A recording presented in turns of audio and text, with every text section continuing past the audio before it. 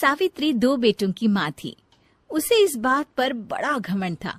वो मानती थी कि बेटे घर की शान होते हैं। ये ले सावित्री, मिठाई खा, मेरे यहाँ पोती पैदा हुई है। ये सुनते ही सावित्री मुंह बना के कहती है, अरे तू तो लुट गई, बर्बाद हो गई, तेरे यहाँ लड़की पैदा हो गई। अरे तू ऐसा क्यों कह रही है? मैं तो बहुत खुश हूँ। अरे जब तेरी पोती के पीछे तुझे खर्चे पर खर्चे करने पड़ेंगे ना, तब ये तेरी सारी खुशी गम में बदल जाएगी।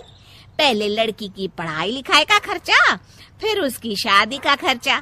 अरे आजकल की शादियाँ कितनी महंगी हो गई है। गहने बनाओ, लाखों रुपए पानी की तरह बह जाते हैं। लड़कियाँ तो सिर्फ खर्चा करवाने के लिए ही पैदा होती हैं। इस तरह लड़कियों के प्रति अपने विचार व्यक्त करते हुए सावित्री ममता को लंबा चौड़ा भाषण देके चली जाती है। अब तो आप लोग इस कहानी में सावित्री देवी का पात्र अच्छी तरह समझ ही गए होंगे। कुछ समय बाद सावित्री की बड़ी बहू भी एक लड़की को जन्म देती है। फिर क्या था, सावित्री पूरा आसमान सर पर उठा लेती है। हे भगवान, ये तू मुझसे किस जन्म का बदला ले रहा है? अरे मैं तो मंदिर में रोज आकर तुझसे कहती तो थी कि मुझे एक पोता चाहिए, और तूने मुझे पोती दे दी। इतनी मिठाइयाँ और प्रसाद चढ़ाने का क्या फायदा हुआ? तभी सावित्री की बहू निशा कहती है, क्या माँ जी, आप भी इतनी सी बात पर नाराज हो गई हैं?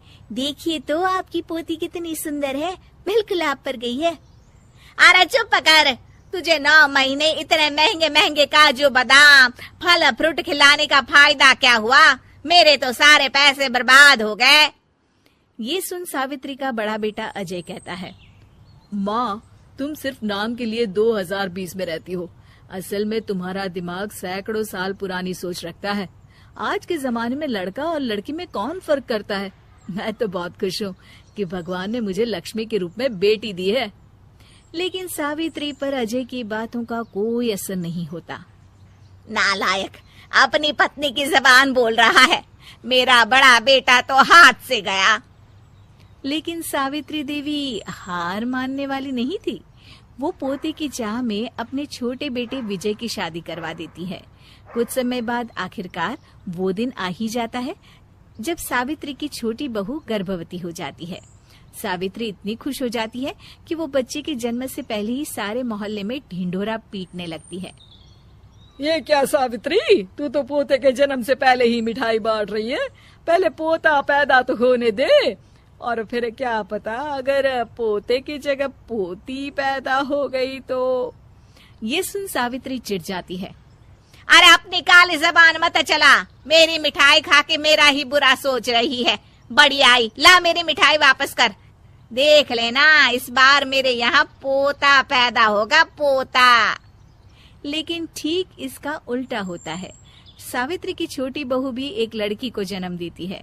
सावित्री फिर से रोना धोना शुरू कर देती है और अपनी छोटी बहू को कोसते हुए भला बुरा कहने लगती है।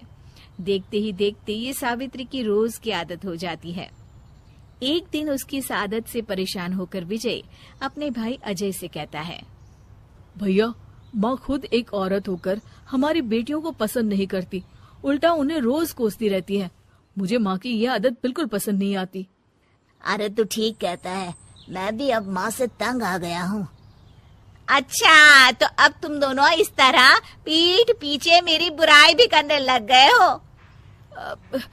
नहीं माँ, हम चाहते हैं कि घर में शांति बनी रहे। हमें हमारी बेटियाँ बहुत प्यारी है।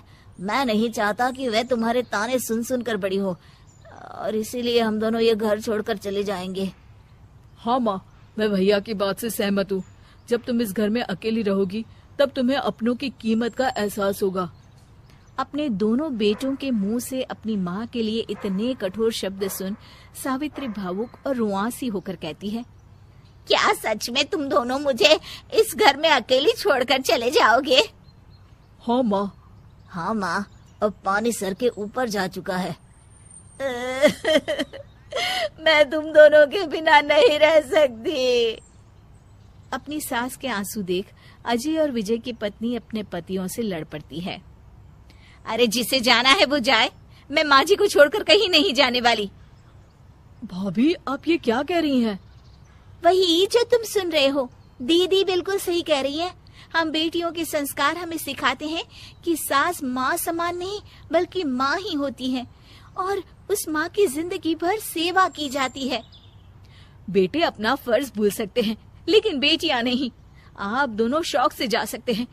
माँ जी, हम दोनों के रहते आपको किसी बात की फिक्र करने की जरूरत नहीं। फिर क्या था, सावित्री के ऊपर छाए बेटों के घमंड के बादल उसकी बेटी स्वरूप बहुओं के तेज के आगे आंसू के रूप में परिवर्तित होकर सावित्री की आंखों से बहने लगते हैं और वो उन दोनों को गले लगा लेती है। मैं जिंदगी भर बेटियों को कोसती रही, लेकिन आज तुम दोनों को देख मुझे समझ आ गया कि बड़े अभागे होते हैं वो लोग जिनके घर बेटियां नहीं होती।